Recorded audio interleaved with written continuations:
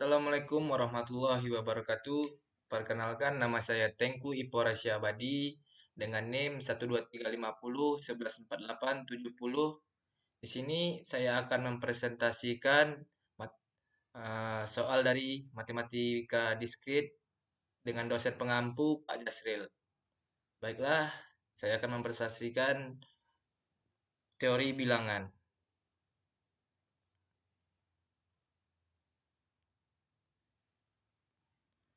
Teori bilangan adalah cabang matematika murni yang ditunjukkan untuk mempelajari bilangan bulat atau integer atau fungsi bernilai bilangan bulat. Bilangan bulat integer adalah bilangan yang tidak mempunyai pecahan desimal, misalnya 8, 21, 8765, min 34, dan 0. Berlawanan dengan bilangan bulat adalah bilangan real yang mempunyai titik desimal seperti 8, 0, 34, 25, 0, 02. Selanjutnya sifat pembagian pada bilangan bulat. Misalkan A dan B bilangan bulat, A tidak sama dengan 0, A habis membagi A divides B jika terdapat bilangan bulat C sedemikian sehingga B sama dengan AC. Notasi AB jika B sama dengan AC, C elemen Z dan A tidak sama dengan 0. Contoh 1, 4, 12 karena 12 per 4 sama dengan 3 bilangan bulat atau 12 sama dengan 4 kali 3. Tetapi 4 tidak banding 13 karena 13 per 4 sama dengan 325. Bukan bilangan bulat.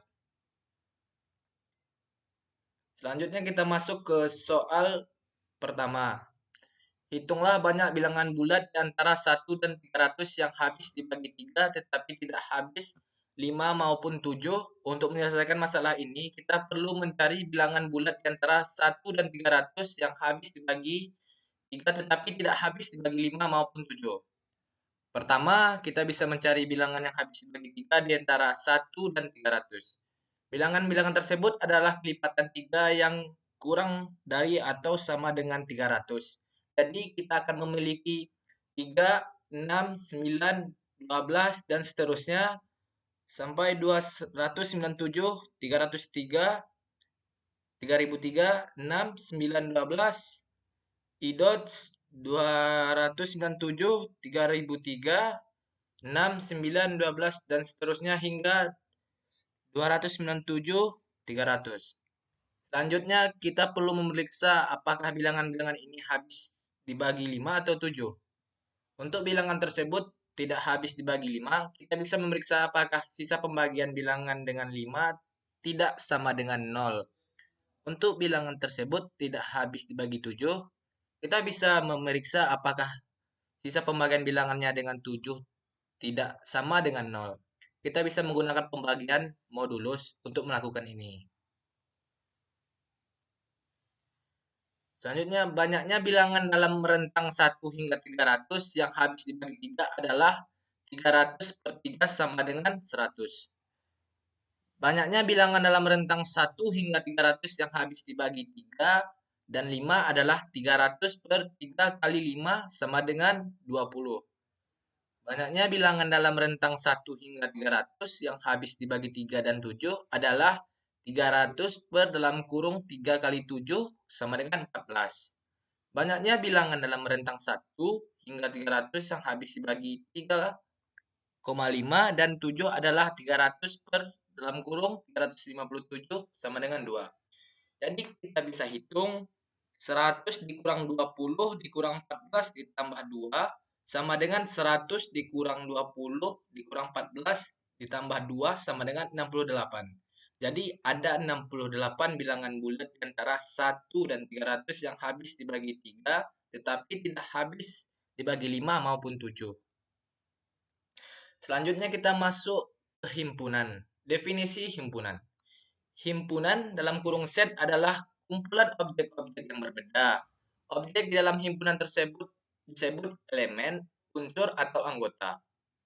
HMJ adalah contoh sebuah himpunan di dalamnya berisi anggota berupa mahasiswa. Tiap mahasiswa berbeda satu sama lain. Operasi terhadap himpunan. Irisan atau intersection. Notasi A irisan B sama dengan dalam kurung kurawa X elemen A dan X elemen B. Contoh, jika A dikurang dalam kurung kurawa 2, 4, 6, 8, 10 dan B dikurang 4, 10, 14, 8, maka A irisan B dikurang 4, 10. Yang kedua, jika A sama dengan 3, 5, 9 dan B sama dengan 2, 6, maka A irisan B sama dengan kosong, himpunan kosong. A garis miring 2B. Yang kedua, gabungan atau union. Notasi A gabungan B sama dengan X elemen A atau X elemen B. Contoh, 1 jika A dikurang 2, 5, 8 dan B dikurang 7, 5, 22, maka A gabungan B dikurang 2, 5, 7, 8, 22. Yang kedua, A gabungan himpunan kosong dikurang A. Yang ketiga, komplement. Notasi A aksen dikurang X elemen gabungan tidak elemen A. Contoh, misalkan gabungan 1, 2, 3 hingga 9. 1 jika A 1, 3, 7, 9 maka A aksen 2, 4, 6, 8. Yang kedua, jika A sama dengan X per 2 elemen P X tidak sama dengan 9, maka A aksen sama dengan 1, 3, 5, 7, 9. Yang keempat, selisih atau difference. Notasi A dikurang B sama dengan X elemen A dan X tidak elemen B sama dengan A irisan B aksen. Contoh, 1 jika A dikurang 1, 2, 3 hingga 10 dan 8 dikurang dan B dikurang 2, 4, 6, 8, 10, maka A B dikurang 1, 3, 5, 7, 9. Yang kedua, 1, 3, 5, 1, 2, 3 dikurang dalam kurung 5, tetapi 1, 2, 3 dalam kurung kurawa 1, 3, 5 dikurang 2. Yang kelima, beda setangkup atau symmetric difference. Notasi A tidak kedua-duanya. B sama dengan dalam kurung A gabungan B dikurang A irisan B sama dengan A dikurang B gabungan B dikurang A. Contoh, jika A sama dengan 2, 4, 6 dan B sama dengan 2, 3, 5, maka A tidak kedua-duanya B sama dengan 3, 4, 5, 6. Contoh soal kedua. Di antara 100 mahasiswa, 32 orang mempelajari matematika, 20 orang basis data, dan 40 orang mempelajari Daspro. 15 orang mempelajari matematika dan Daspro. 7 orang mempelajari matematika dan basis data. 10 orang basis data dan Daspro, dan 30 orang tidak mempelajari satupun dari mata kuliah tersebut. A. Hitunglah banyaknya mahasiswa yang mempelajari ketiga mata kuliah tersebut. Yang kedua, B. Hitunglah banyaknya mahasiswa yang mempelajari hanya satu di antara ketiganya. Diberikan informasi berikut. Yang pertama, jumlah total mahasiswa kita notasikan N sama dengan 100. Yang kedua, jumlah mahasiswa yang mempelajari matematika itu kita notasikan M sama dengan 32. Jumlah mahasiswa yang mempelajari basis data kita notasikan B sama dengan 20. Jumlah mahasiswa yang mempelajari Daspro kita notasikan D sama dengan 48. Jumlah mahasiswa yang mempelajari matematika dan Daspro MD sama dengan 15. Jumlah mahasiswa yang mempelajari matematika dan basis data MB sama dengan 7. Jumlah mahasiswa yang mempelajari basis data dan Daspro BD sama dengan 10. Jumlah mahasiswa yang tidak mengambil salah satu dari ketiga mata kuliah tersebut sama dengan 30. Kita bisa menggunakan prinsip-prinsip himpunan untuk menyelesaikan masalah ini. Hitunglah banyaknya mahasiswa yang mempelajari ketiga mata kuliah tersebut. N dalam kurung M gabungan B gabungan D dikurang N dalam kurung M yang tidak mempelajari satupun di antara ketiga N dalam kurung M gabungan D gabungan D dikurang 100 sama dikurang 30. N dalam kurung M gabungan B gabungan D sama dengan 70. Untuk mencari jumlah mahasiswa yang mempelajari ketiga mata kuliah tersebut, M irisan B irisan D, kita dapat menggunakan prinsip inklusif eksklusif. N dalam kurung kerawak M gabungan D gabungan D sama dengan N dalam kurung M tambah N dalam kurung A tambah N dalam kurung D dikurang N dalam kurung M irisan D dikurang N dalam kurung M irisan D dikurang N dalam kurung B irisan D ditambah N dalam kurung M irisan B irisan D. Berarti 70 dikurang 32 ditambah 20 ditambah 45 dikurang 7 dikurang 15 dikurang 10 tambah N dalam kurung M irisan B irisan D. 70 sama dengan 65 N dalam kurung M irisan B irisan D N dalam kurung M irisan B irisan D sama dengan 5. Jadi ada 5 mahasiswa yang mempelajari ketiga mata kuliah tersebut. Yang kedua B, hitunglah banyaknya mahasiswa yang mempelajari hanya satu di antara ketiganya. Jumlah mahasiswa yang hanya mempelajari matematika saja.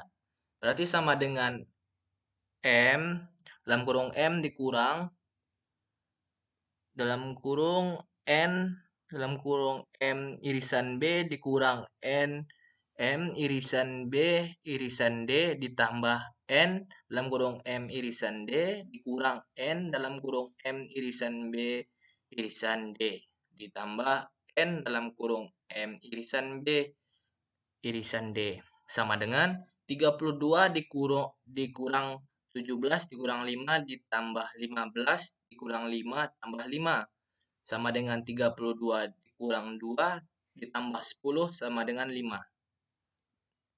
Sama dengan 32 dikurang 17 dikurang 15 orang.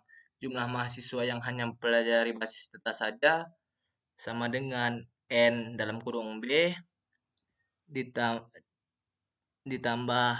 N dalam kurung M irisan B ditambah N dalam kurung M irisan B irisan D ditambah N dalam kurung B irisan D ditambah N dalam kurung M irisan B irisan D ditambah N dalam kurung M irisan B irisan D sama dengan 20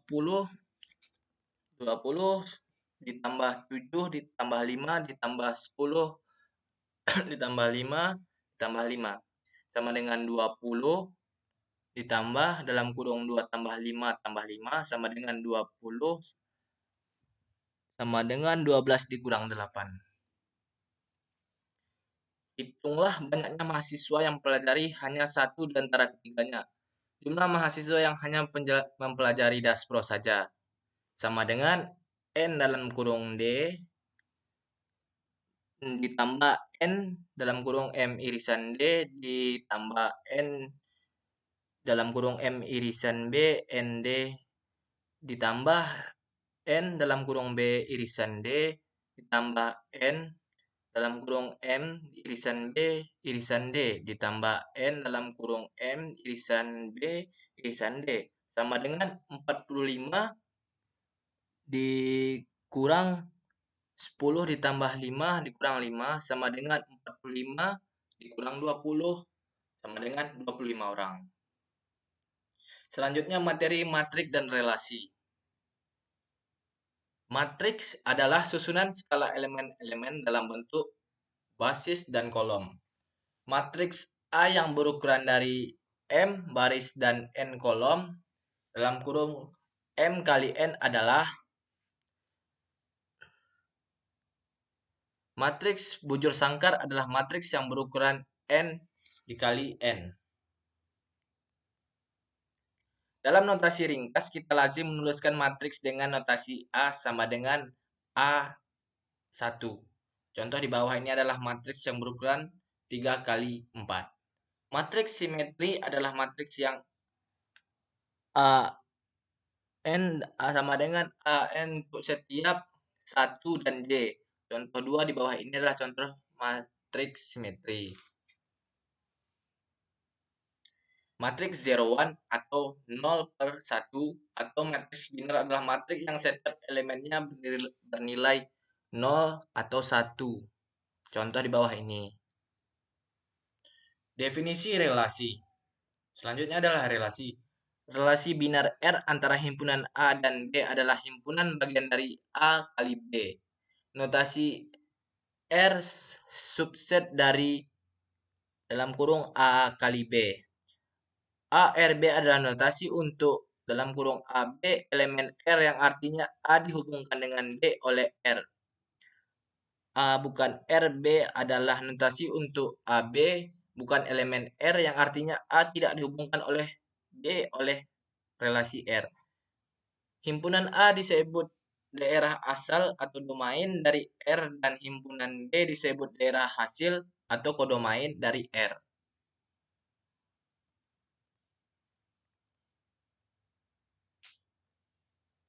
Selanjutnya relasi pada sebuah himpunan. Relasi pada sebuah himpunan adalah relasi yang khusus. Relasi pada himpunan A adalah relasi dari A kali A. Relasi pada himpunan A adalah himpunan bagian dari A kali A. Notasinya R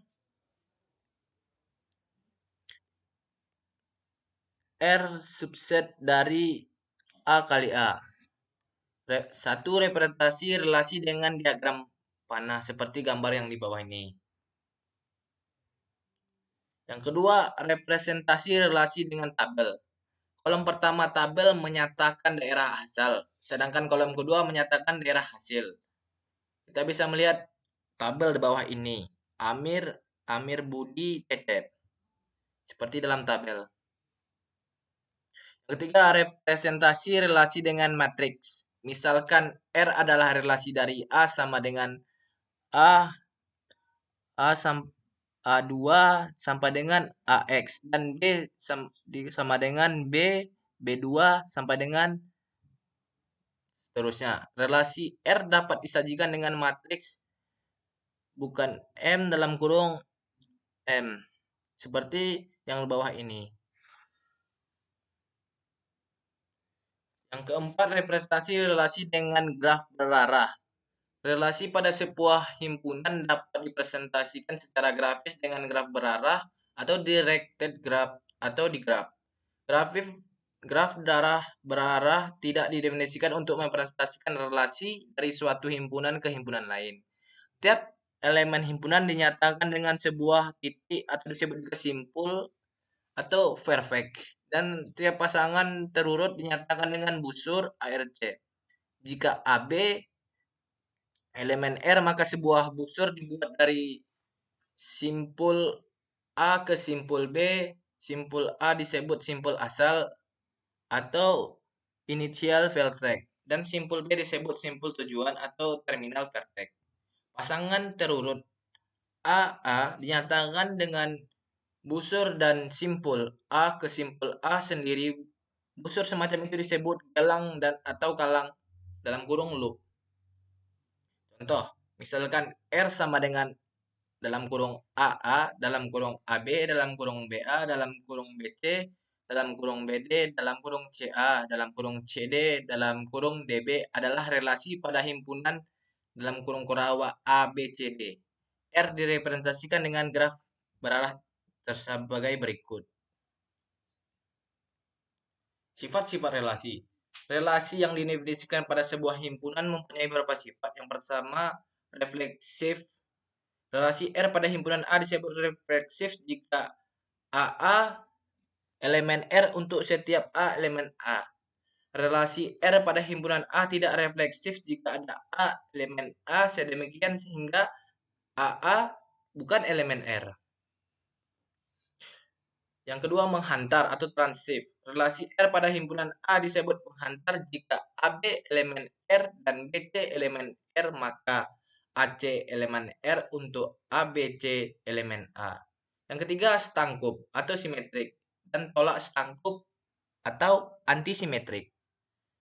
Relasi R pada himpunan A disebut stangkup jika AB elemen R, maka BA bukan elemen R untuk AB elemen A. Relasi R pada himpunan A tidak setangkup jika relasi R pada himpunan A sedemikian AB elemen R dan BA elemen R hanya jika A dikurang B untuk AB elemen A disebut tolak setangkup. Relasi R pada himpunan A tidak setangkup jika ada elemen berbeda A dan B sedemikian sehingga AB elemen R dan BA elemen R. Soal yang pertama. Selanjutnya soal yang ketiga. Terdapat matriks relasi sebagai berikut. Pertanyaannya adalah apakah matriks di atas bersifat A refleksi, B setangkup, C tolak setangkup, dan D transit? Sebutkan alasannya. Dari matriks ini kita bisa mengetahui bahwa relasi R sama dengan dalam kurung 11, dalam kurung 12, dalam kurung 13, dalam kurung 22, dalam kurung 23, dalam kurung 24, dalam kurung 33, dalam kurung 34, dalam kurung 35, 41, 44, 45, 51, 52, 55 bersifat refleksif karena terdapat diagonal utama elemen yang berbentuk AA, yaitu 11, 22, 33, 44, dan 55, yang menyatakan kalau matriks ini bersifat refleksif. Yang kedua, B. Untuk menentukan apakah matriks ini bersifat setangkup, kita perlu memeriksa apakah setiap pasangan AB dalam R juga memiliki pasangan BA dalam R. Dari pengecekan di atas kita melihat bahwa beberapa pasangan tidak memiliki pasangan. Kebalikannya dalam R, contohnya 12 tidak memiliki 21 dalam N dan banyak contoh lain yang berupa. Jadi relasi R tidak bersifat setangkup. Ketiga, C. Untuk menentukan matriks ini bersifat tolak setangkup, kita perlu memeriksa apakah untuk setiap pasangan AB dalam R jika AB tidak sama dengan BA, maka BA tidak boleh ada dalam R. Sekarang kita periksa untuk setiap pasangan AB dalam R, apakah BA.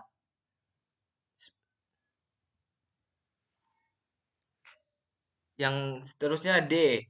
Suatu matriks relasi dikatakan transit jika untuk setiap elemen AB dan BC yang keduanya bernilai 1, maka elemen AC juga harus bernilai 1 pada matriks ini. Terdapat beberapa pasangan elemen AB dan BC yang keduanya bernilai 1 dan elemen AC juga bernilai 1. Contohnya elemen 1, 2, dan 2, 4. Keduanya bernilai 1 dan elemen 1, 4 juga bernilai 1. Jadi relasi ini bersifat transif.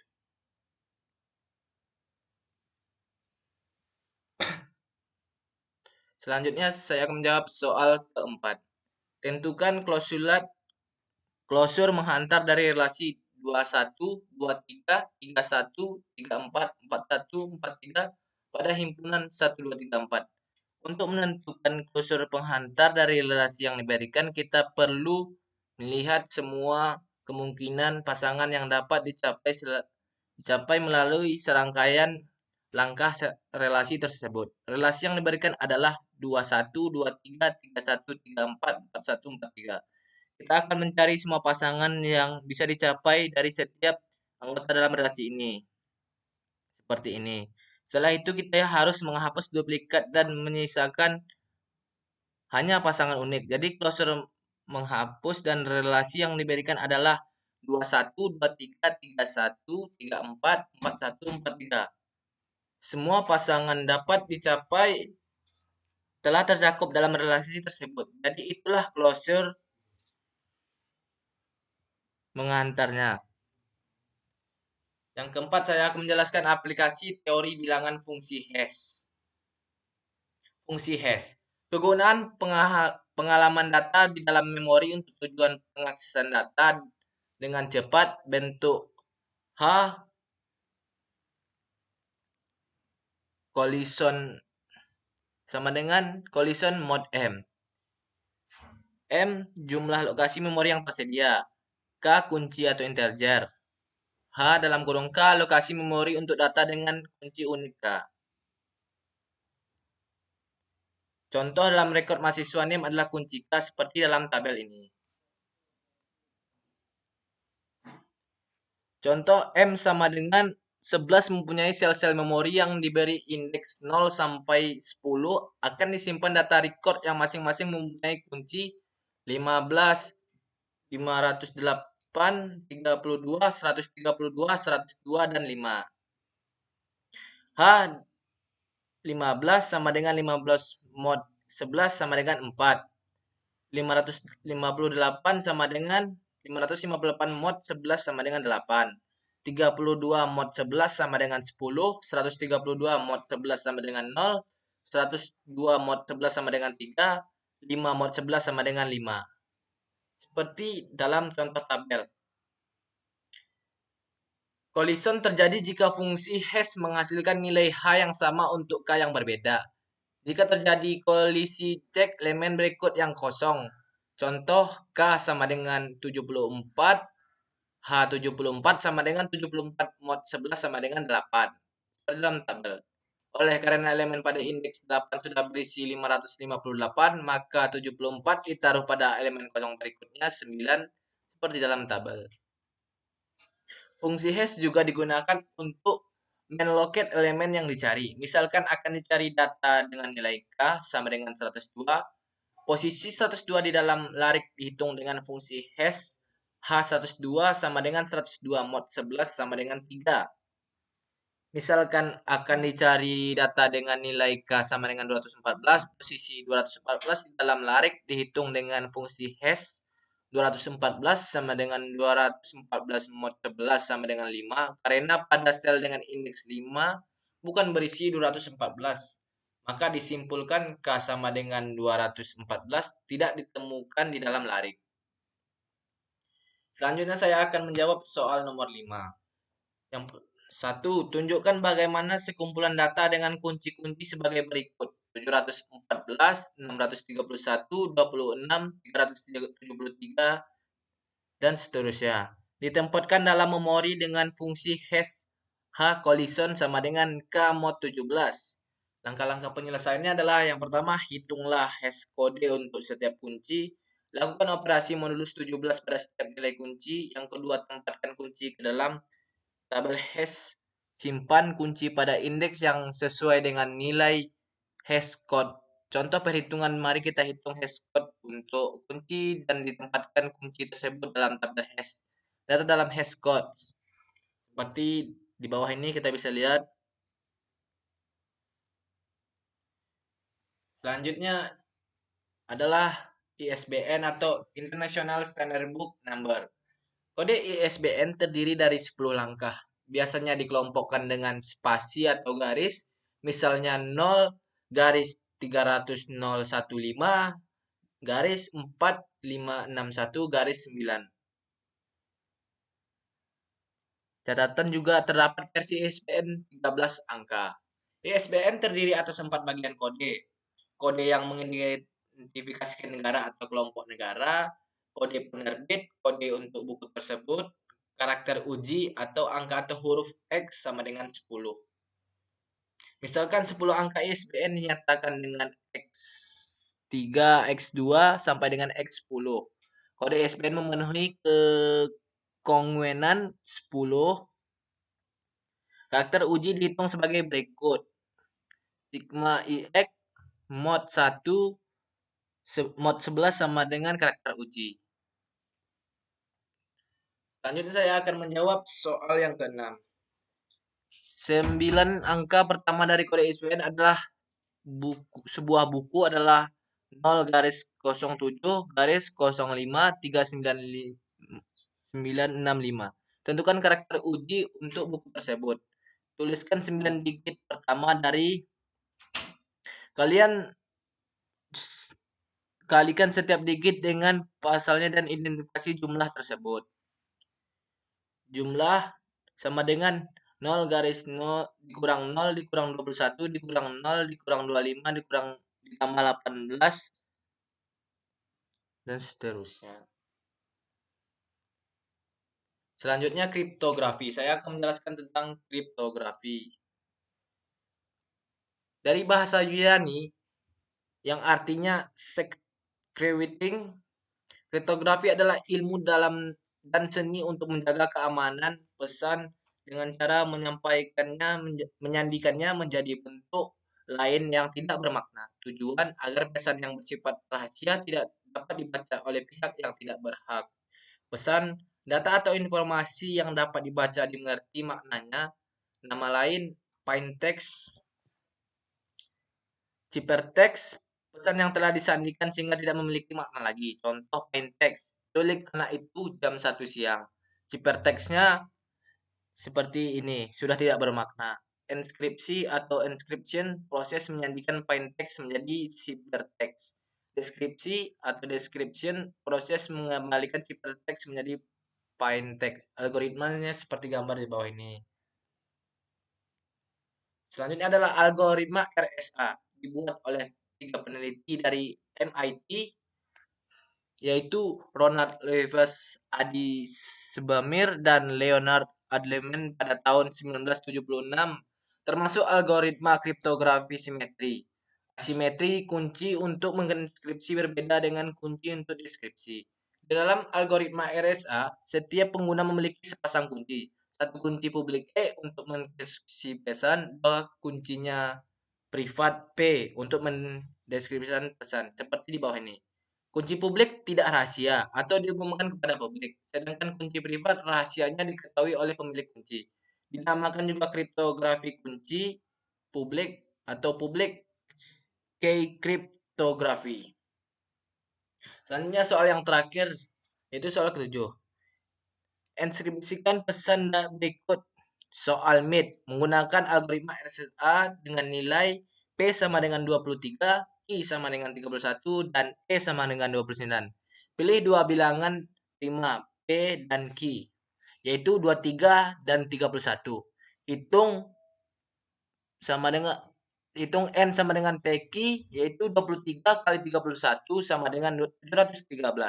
Hitung M sama dengan dalam kurung P dikurang 1 dalam kurung Q dikurang 1, yaitu 23 dikurang 1 kali 31 dikurang 1 sama dengan 22 kali 30 sama dengan 660. Pilih sebuah bilangan bulat untuk kunci publik. Yang relatif relatif prima terhadap M. Dalam kasus ini E sama dengan 29 sudah valid. 29 660 sama dengan 1. Untuk setiap karakter dalam pesan menjadi nilai ASC2 dan inskripsi setiap nilai ASC2 menggunakan kunci publik N E dengan rumus C dikurang M elemen mod N. Satu konversi ke ASC2 seperti ini. Yang kedua, inskripsi menggunakan C dikurang M mod N untuk setiap karakter. Jadi, hasil inskripsi dari hasil tersebut adalah C ditambah 65, 200, seperti bilangan di sini. Baiklah, sekian dari hasil presentasi saya. Apabila ada kekurangan, mohon dimaafkan. Saya Tengku Prasyabadi, mohon pamit undur diri. Assalamualaikum warahmatullahi wabarakatuh.